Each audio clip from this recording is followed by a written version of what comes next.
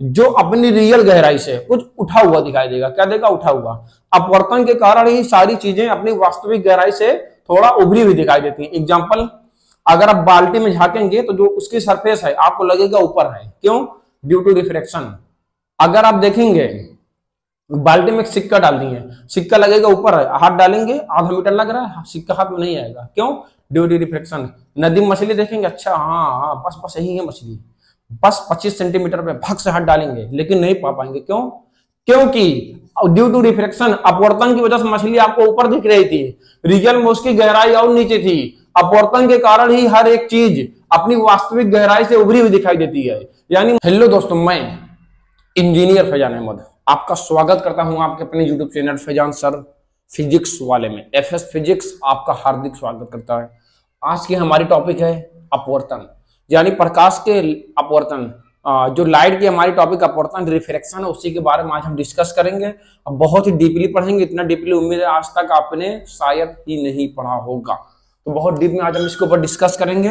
इससे पहले हमने पढ़ा था रिफ्लेक्शन यानी परावर्तन, लाइट, ये दो टॉपिक।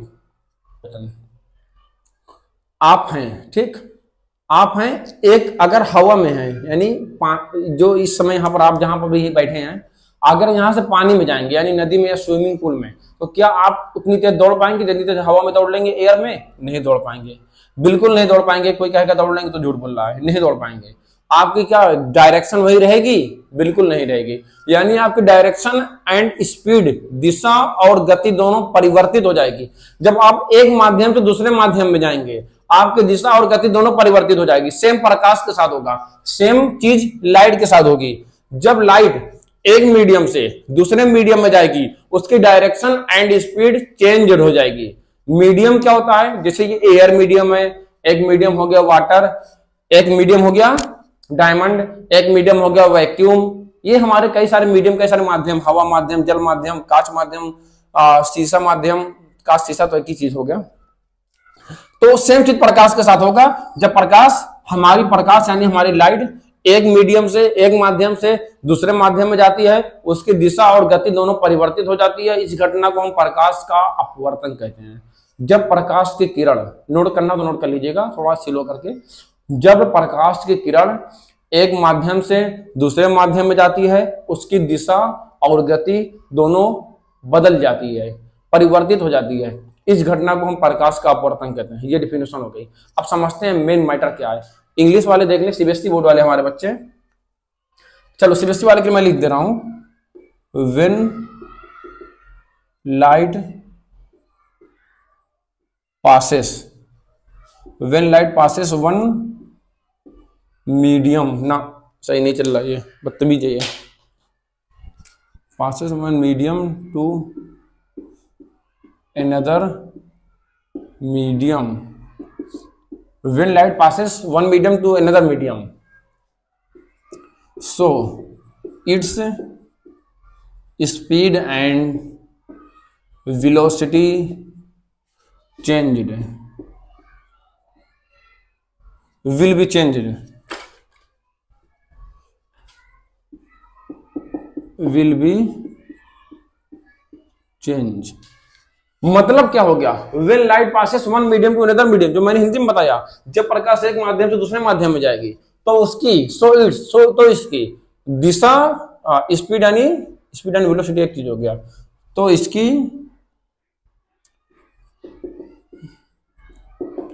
डायरेक्शन एंड वेलोसिटी दोनों क्या हो जाएगी? चेंज हो जाएगी। When light passes one medium to another medium, so its speed and direction change, will be changed, is called, this phenomena is known as, this phenomena is known as refraction of light, this phenomena is known as refraction of light। यानी सीधी सी बात है, when a light passes one medium to another medium, so its direction and speed will be changed, this phenomena is known as refraction. जब प्रकाश की किरण एक माध्यम से दूसरे माध्यम में जाती है, इसकी गति और दिशा दोनों बदल जाती है, तब्दील हो जाती है, परिवर्तित हो जाती है, बिल्कुल ही बदल जाती है। इस घटना को हम प्रकाश का अपवर्तन कहते हैं। अब हमारा फिगर क्या होगा? फिगर हमारा देख लो, बहुत बढ़िया है, एकदम मलाई मार के रहेगा, समझ लो। हम मान लेते हैं माध्यम का हमारा क्या मीडियम है। अब ये लाइट हमारी आई यहाँ पर, ठीक, ये मीडियम का बैरियर है, यानी ये मान ले रहे हम वाटर मीडियम है हमारा। जैसे मैंने आपको पहले ही बता दिया, एक मीडियम से दूसरे मीडियम में क्या हो जाएगी? चेंज हो जाती है। जिस तरह हमारी स्पीड चेंज होती है, सेम उसी तरह लाइट के साथ भी होती है। ये पहली बात तो जिस मीडियम के बॉर्डर पे गिरेगी वहां से एक सीधी लाइन खींच देना ऊपर नीचे 90 डिग्री पर परपेंडिकुलर मीडियम के, वो हो जाएगा नॉर्मल, यानी उसको हम कहते हैं अभिलंब। क्या कहते हैं बेटा? अभिलंब। उसको हम कहते हैं अभिलंब। और जो किरण आ रही है, आने वाले लोग अपने होते हैं, जाने वाले पराये होते हैं ना, आने वाले अपने होते हैं। अपने को हम क्या कहते हैं? आपतित। आप हैं हमारे अतीत हैं, आप हमारे अतीत हैं। अतीत नहीं सही है, आपतित किरण। क्या हो जाएगा? अतीत तो पुराना हो जाता है। आपतित किरण यानी इंसिडेंट रे, इंसिडेंट नहीं, इंसिडेंट रे। और कोण कौन बनेगा? अभिलंब और इसके बीच में आपतन कोण बनेगा। कौन बनेगा? आपतन कोण बनेगा। कौन कोण बनेगा? आपतन कोण। ये जहां गिरेगी वो किरण होगी आपतित किरण, और अभिलंब और इसके बीच में यानी नॉर्मल और इसके बीच में जो कोण बनेगा वो बनेगा आपतन कोण। अब रियल में तो लाइट को इस तरह निकल जाना चाहिए, लेकिन मैंने बताया प्रकाश की किरण एक माध्यम से दूसरे माध्यम में जाने पर उसकी दिशा और गति मतलब सीधा तो नहीं जा पाएगी ना, इधर तो नहीं जा पाएगी ना। मैंने बताया क्या? बदल जाएगी, या तो कुछ ना कुछ इधर चली जाएगी या फिर इधर। अब कहां जाएगी वो डिपेंड करेगा मीडियम की क्वालिटी ऑफ मीडियम पे, माध्यम के गुण पर। ये वाटर है, वाटर मतलब घना, डेंसिटी ज्यादा है, घना ज्यादा है, सघन उसको हम कहेंगे। क्या कहेंगे? सघन, यानी डेंसाइल है। अब ये रियर यानी पतला यानी विरल है, यानी रियर है। अब अगर रियर डेंसल मीडियम से रियर मीडियम में जाएगी, सघन से विरल में जाएगी, तो ऊपर वाला मजबूत है। मजबूत का काम क्या होता है? जो ताकतवर होता है कमजोर को पकड़ के खींच लेगा, कहते हैं यहाँ वहां जाओ, चलो इधर पकड़ के अपनी तरफ खींच लेगा, मजबूत वाला कमजोर वाले को। तो लाइट यहाँ नीचे वाला क्या है? पतला है, कमजोर है, ऊपर वाला ये क्या है? मजबूत है। तो ये जाने क्या, ये इधर, इसको पकड़ के थोड़ा बहुत इधर खींच लेगा, यानी लाइट इधर चली जाएगी। अब ये नॉर्मल और इसके बीच में जो एंगल बनेगा इसके और इसके बीच में, इसी एंगल को हम कहते हैं क्या?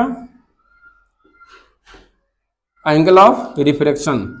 Angle of refract, REFRACTION, angle of refraction. अपवर्तन कोण, कौन कोण कहते हैं भैया?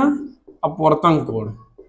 और ये किरण कौन है? आ तो चुकी है ना, तो ये अपवर्तित किरण हो जाएगी। क्या हो जाएगी? अपवर्तित किरण। आके एकदम घर और बना लिए, यहीं पर रहने लगी है। इंग्लिश में क्या कहेंगे? रिफ्रैक्टेड रे। ये हमारी हो गई, ये हमारा फिगर हो गया है। ये एंगल बना है I, ये एंगल बना है R। क्लियर? ये एंगल है I, ये एंगल है R।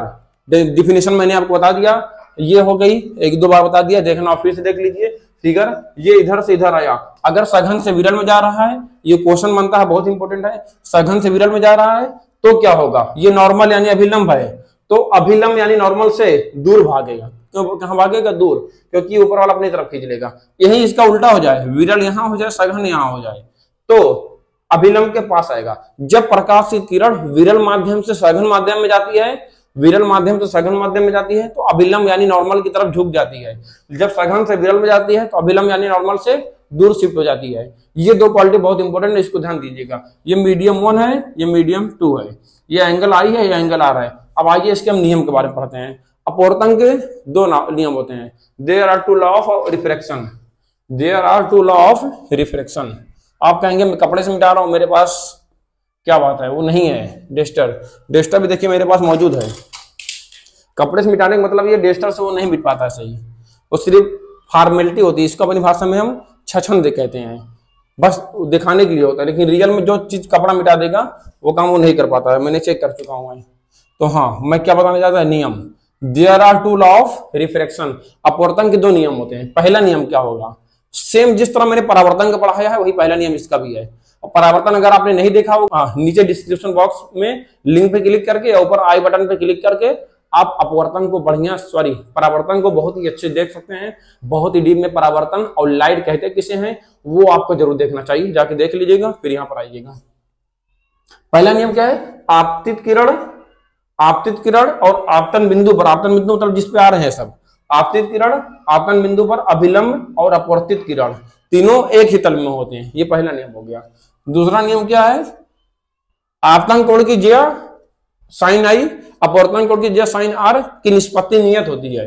क्या होती है, आपतन कोण की ज्या साइन आई, अपवर्तन कोण की ज्या साइन आर की निष्पत्ति नियत यानी कांस्टेंट होती है, नियत होती है, मतलब फिक्स होती है, ये चेंज नहीं होती है। क्या होती है, चेंज नहीं होती है। और इसी को हम कहते हैं स्नेल का नियम। क्या कहते हैं, स्नेल्स लॉ। मतलब पूछ ले जाए स्नेल का नियम क्या होता है, तो जो दूसरा नियम है किसका, हमारा नहीं, फैजान सर के नियम नहीं, स्नेल का नियम। पर अपवर्तन के दूसरे नियम को second law of refraction also known as Snell's law, second law of refraction also known as Snell's law, यानी अपवर्तन के दूसरे नियम को हम स्नेल का नियम कहते हैं। इस तरह दिखा देना, आपतन कोण की ज्या आई, अपवर्तित कोण की ज्या आर की निष्पत्ति हमेशा नियत होती है, कांस्टेंट होती है। It is constant to angle of incident ray to angle of reflected ray. बस फिक्स, ये हमने पढ़ लिया। अब आते हैं मेन मुद्दे पर, इसके एग्जांपल पर। मैं फिगर मिटा दे रहा हूं बेटा।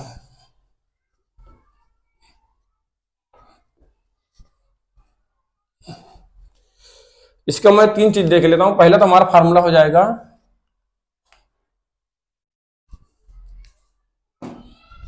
पहला फार्मूला हो जाएगा एन इज इक्वल, एक होता है सी अपान वी। क्या होता है, सी अपान वी। एक फार्मूला होता है n is equal sine i upon sine r, जो अभी आपने देखा। एक होता है n is equal r d upon v d. तीन फार्मूला बहुत इंपॉर्टेंट यहां पर है, और तीनों फार्मूला देख लीजिएगा। वेयर एन क्या है, एन है refractive index, where n is refractive index, c speed of light in vacuum, speed of light in vacuum. N क्या है, रिफ्रैक्टिव इंडेक्स यानी अपवर्तनांक, हिंदी में क्या कहते हैं बेटा, अपवर्तनांक कहते हैं। सी हो गया प्रकाश की गति निर्वात में, और वी हो गया speed of light in material, यानी जिस चीज में हम चेक करेंगे अपवर्तनांक वो हम रखेंगे। और ये आपको पता है आर डी मीन्स हो जाएगा रियल डीप, वीडी मीन्स हो जाएगा वर्चुअल डीप। रियल मीन्स वास्तविक गहराई, वर्चुअल डीप मीन्स आभासी गहराई। ये तीन फार्मूला बहुत इंपॉर्टेंट है बेटा, बहुत ध्यान से देखना।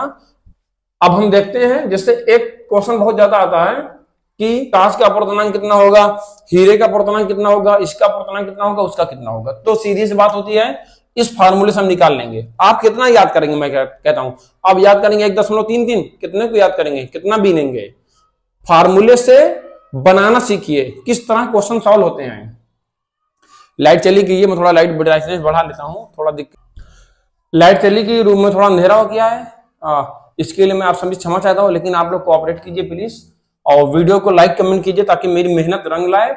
और जिस मेहनत से मैं बना रहा हूँ, जिस निस्बत से बना रहा हूँ, उन लोगों को शिक्षित करने के लिए, जो चीज लोग वहां पा नहीं पाते वो चीज यहाँ पर पाएंगे। मैं भी पढ़ा हूँ, जिस तरह पढ़ा रहा हूँ इस तरह नहीं पढ़ाया गया है। मैं सभी को नहीं कह रहा हूँ, मैक्सिमम लोग को। तो ये अपवर्तनांक होगा क्या, अपवर्तनांक मतलब सीधे से हो जाएगा, कांच का अपवर्तनांक कितना होगा, मान लो पूछ लिए, किसका पूछ लिया, रिफ्रैक्टिव इंडेक्स ऑफ ग्लास।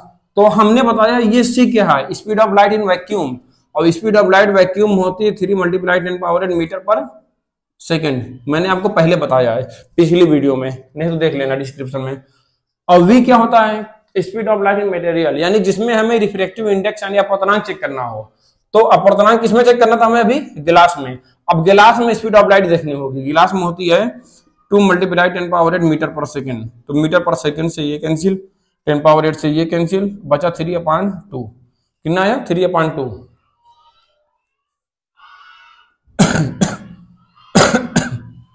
यानी आ गया 1.5, किसका आ गया 1.35, वो सॉरी 1.5 किसका रिफ्रैक्टिव इंडेक्स आ गया, ग्लास का आ गया। इस तरह हम निकाल सकते हैं। मान लीजिए हमें निकालना है, अब सपोज कीजिए हमें निकालना है रिफ्रैक्टिव इंडेक्स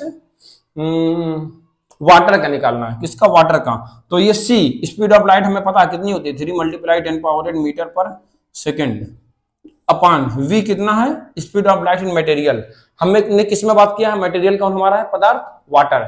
वाटर में स्पीड ऑफ लाइट होती है 2.25 × 10⁻⁸ मीटर पर सेकेंड। इससे ये कैंसिल, इससे ये कैंसिल, बचा 3/2.25। ये बचा हमारा बेटा, तो 3/225, नीचे 2 पॉइंट पे डेसिमल है, जितने पॉइंट पे डेसिमल है ऊपर उतने बार ऊपर 0 लग जाएगा। अब इसको कैंसिल आउट करो। अगर हम कह दें 25 9 जा 225, 25 12 जा इतना होता है, 3 4 जा 12, 3 3 जा 9, 3 1 जा 3, 1 जा 3, 3 3, यानी रिफ्रैक्टिव इंडेक्स ऑफ वाटर आ गया 1.33। इसीलिए मैं कहता हूं सीखो, इसीलिए मैं कहता हूं सीखो। कितना रटोगे, रटोगे भूलता जाएगा। आप लोग की डिफिनेशन में, पेपर में आप लोग क्या करते हैं, एक लाइन भूल जाती है, पहला वर्ड, पूरी डिफिनेशन भूल जाते हैं। इसीलिए मेरा कॉन्सेप्ट होता है, कॉन्सेप्ट क्लियर करो आप लोग, बिकॉज कॉन्सेप्ट इज पावर। बीच बीच में मुझे मोटिवेट करना पड़ता है आप लोगों को। n बराबर 1.33 हमारा क्या आएगा, रिफ्रैक्टिव इंडेक्स आएगा, किसका आएगा, वाटर का आएगा। ये बहुत इंपॉर्टेंट टॉपिक है। अब एक टॉपिक आप लोग के लिए कमेंट बॉक्स में, आप लोग डायमंड का, किसका, डायमंड का रिफ्रैक्टिव इंडेक्स निकाल करके कमेंट बॉक्स में बताइए कि डायमंड यानी हीरे का अपवर्तनांक कितना होता है। देखता हूं कौन कौन जवाब देता है बढ़िया सा, और किसको किसको समझ में आया, तब मुझे पता चलेगा मेरी मेहनत कितनी रंग ला रही है। नहीं तो बंद कर दूंगा। मैं पढ़ा रहा हूं फायदे के लिए, कि मेरे पढ़ाने से लोगों को समझ में आना चाहिए। अगली चीज ये स्नेल्स लॉ है, इसमें एंगल दिया रहेगा, आप रिफ्रैक्टिव इंडेक्स जान लेंगे। ये क्वेश्चन बहुत इंपॉर्टेंट है। अब क्या है ये वाला, N = RD/VD। रिफ्रैक्ट देखो, अपवर्तन यानी कि एग्जांपल पहले समझ लो तभी बढ़िया आएगा। अपवर्तन के उदाहरण क्या क्या होंगे, अपवर्तन का एग्जांपल वो होगा जो अपनी रियल गहराई से कुछ उठा हुआ दिखाई देगा। क्या देगा, उठा हुआ। अपवर्तन के कारण ही सारी चीजें अपनी वास्तविक गहराई से थोड़ा उभरी हुई दिखाई देती हैं। एग्जांपल, अगर आप बाल्टी में झांकेंगे तो जो उसकी सरफेस है आपको लगेगा ऊपर है, क्यों, ड्यू टू रिफ्रैक्शन। अगर आप देखेंगे बाल्टी में सिक्का डाल दिए, सिक्का लगेगा ऊपर है, हाथ डालेंगे आधा मीटर लग रहा है, सिक्का हाथ में नहीं आएगा, क्यों, ड्यू टू रिफ्रैक्शन। नदी में मछली देखेंगे, अच्छा हाँ बस यही है मछली, बस 25 सेंटीमीटर पे भग से हाथ डालेंगे, लेकिन नहीं पा पाएंगे, क्यों, क्योंकि ड्यू टू रिफ्रैक्शन, अपवर्तन की वजह से मछली आपको ऊपर दिख रही थी, रियल में उसकी गहराई और नीचे थी। अपवर्तन के कारण ही हर एक चीज अपनी वास्तविक गहराई से उभरी हुई दिखाई देती है। यानी मछली वहां पर थी नहीं जहां पर आप हाथ लेके गए थे, आप हाथ सही लेकर गए थे, फिर आप कहेंगे मछली भाग गई ना, आप सही जगह हाथ नहीं लेके गए। अगर मछली पकड़ना है आपको सही, तो फार्मूला लगाइए N = RD/VD। मछली रहती कहाँ है, पानी, तो यहाँ पर पानी का अपवर्तनांक कितना मैंने निकाला है, 1.33। अब मछली जितनी गहराई पर आपको दिख रही है, वर्चुअल डीप, मान लो मछली हमने देखा है 5-10 मीटर गहराई पर है, कितने हैं, 10 मीटर गहराई पर, तो वास्तविक गहराई यानी रियल डीप क्या होगी, तो होता है क्रॉस मल्टीप्लाई, RD को 1 में करोगे RD हो जाएगा, ये हो जाएगा 1.33 × 10, 2 अंक पे दशमलव है, 2 बार नीचे 0 लगा दो, 1 0 से 1 0 कैंसिल, सॉल्व करोगे आ जाएगा 13.3। यानी मछली 13 मीटर 30 सेंटीमीटर गहराई पर है। जो आपको मछली दिख रही है 10 मीटर की गहराई पर है, अगर उसको आप हाथ लेके जाएंगे 13 मीटर 30 सेंटीमीटर, तो आप मछली आसानी से पकड़ लेंगे। Due to refraction, mathematics and physics का कॉम्बिनेशन यूज कीजिए, अपनी जिंदगी को आसान बनाइए। फिजिक्स और मैथ बहुत ही बढ़िया सब्जेक्ट है, जिसको मैथ और फिजिक्स आ गया उसके लिए सब कुछ हलवा है, चाहे जो सब्जेक्ट पढ़ सकता है, ये मेरी गारंटी है। क्योंकि मैथ और फिजिक्स मेमोरी को इंप्रूव कर देते हैं। क्या करते हैं, मेमोरी को इंप्रूव कर देते हैं। मैथ सीखिए अब मछली बैठ के खाइए। अब आप कहेंगे सर मेरा हाथ तो 10 मीटर लंबा नहीं है, ना कि 13 मीटर लंबा है। हाँ, एक बंदे का लंबा है, किसका है, इंस्पेक्टर चिंगम। और मोटू पतलू में पतलू का हाथ देखो बहुत लंबा हो जाता है, और वो पकड़ सकता है, वो ये काम कर सकता है। तो मेरा कहने का ओवरऑल ये मतलब था कि अपवर्तन यानी रिफ्रैक्शन की वजह से ही सारी चीजें अपनी वास्तविक गहराई से उभरी हुई दिखाई देती हैं। एग्जांपल बता दिया, बाल्टी की सरफेस तली, उसमें रखा हुआ छल्ला चूड़ी जो भी चीजें हो, प्लस अगली चीजें, मछली भी अपवर्तन के कारण अपनी रियल गहराई से उभरी हुई दिखाई देगी। अगली चीजें आप सुबह में और शाम के समय देखेंगे, सूरज सुबह में समय देखेंगे, सूरज एकदम बढ़िया लाल, एकदम संतरे की तरह लगता है। किस तरह, संतरे की तरह। आप अपनी आंखों से देखेंगे, वाह क्या सूरज है, उसको अपने मोबाइल में कैप्चर करेंगे, लेकिन रियल में वो सूरज है ही नहीं, वो क्या है, सन नहीं है, वो आपका एक भ्रम है। क्यों, मैंने बताया अपवर्तन क्या होता है, हर एक चीज को उभरा हुआ दिखाता है, लेकिन वहां पर होना चाहिए दो मीडियम। पहले बता दिया अपवर्तन के लिए दो माध्यम होने चाहिए, दो मीडियम। यहाँ दो मीडियम तो बन रहा है। एक मीडियम हमारा वैक्यूम है, क्योंकि अर्थ के बाहर एटमॉस्फेयर नहीं, हमारे एटमॉस्फेयर, और हमारी एटमॉस्फेयर में भी 5 लेयर है, कई सारी परत है, स्ट्रेटोस्फीयर, ट्रोपोस्फीयर यानी क्षोभ मंडल, आयन मंडल, मध्य मंडल, बहिर्मंडल, ओजोन मंडल, कितने सारे मंडल हैं। हर मंडल यानी हर लेयर की क्वालिटी अलग, हर जगह मीडियम अलग। जहां भी दो या उससे अधिक मीडियम बनेंगे ना दोस्तों, वहां पर लगेगा फौरन रिफ्रैक्शन, अपवर्तन। इसीलिए जो सुबह के समय आप सूरज देखते हैं, रियल में सूरज नहीं होता है। सूरज देखिए, समझिएगा बात को, मेरे मैटर को। सूरज रियल में जो है ना दोस्तों, मान लो हम यहाँ अर्थ पे बैठे हैं, यहाँ छुटकी बैठी है, कोई छुटकी है, और यहाँ पर देख रही है सूरज, और सूरज को देख रही है, कह रही वाह क्या व्यू है, it's very full, it's very beautiful. CBSE वाले कहेंगे, और हम कहेंगे वाह बहुत खूबसूरत लग रहा है, हम लोग यूपी वाले हैं। तो लेकिन जो सूरज देख रही है छुटकी यहाँ से बैठ के अर्थ की सरफेस से, वो रियल में सूरज नहीं है। सूरज रियल में यहाँ पर है, नीचे है, ऊपर क्यों दिख रहा है? ड्यू टू रिफ्रैक्शन, अपवर्तन के कारण यहाँ दो माध्यम क्रिएट हो रहा है, इसलिए इसका प्रतिबिंब यहाँ बन रहा है। जिस तरह मछली पकड़ा था, छोटका ने मछली पकड़ नहीं पाया था, सेम उसी तरह अपवर्तन है। अब हम सूरज नहीं था, ये सूरज की एक प्रोजेक्शन, एक परछाई होती है, अपवर्तन के कारण हमको महसूस होती है, लेकिन रियल में सूरज नहीं होता है। और एक बात ध्यान दीजिएगा ना, मेमोरी तो आपके पास है ना, है कि नहीं है? सिर्फ गर्लफ्रेंड से बात करने के लिए मेमोरी रहती है, किस तरह उसको इंप्रूव करना है। एजुकेशन में करो, वो करियर आपको खराब कर देगी। तितलियों के चक्कर में पड़ोगे, जिंदगी आपकी भ्रष्ट हो जाएगा। पढ़ाई पे सिर्फ फोकस करो, ब्रह्मांड को फतह कर दोगे तुम, मेरा वादा है ये। तो देखो मैं क्या बता रहा था, अर्थ का, हमारे जो सन का टेम्परेचर होता है बाहरी लेयर का, वो होता है 6000 डिग्री सेल्सियस। क्या 6000 डिग्री सेल्सियस देख पाओगे तुम? नहीं देख पाओगे। 6000 डिग्री सेल्सियस बहुत ज्यादा है, दोपहर में तो नहीं देख पाते सूरज को। सुबह में कैसे देख लेंगे? क्योंकि सुबह में सूरज रहता ही नहीं है, उसकी परछाई रहती है, इसीलिए हम देख लेते हैं। नहीं तो हमारी आंख इतनी कैपेबल नहीं है कि उस सूरज को देख ले अपनी आंखों से।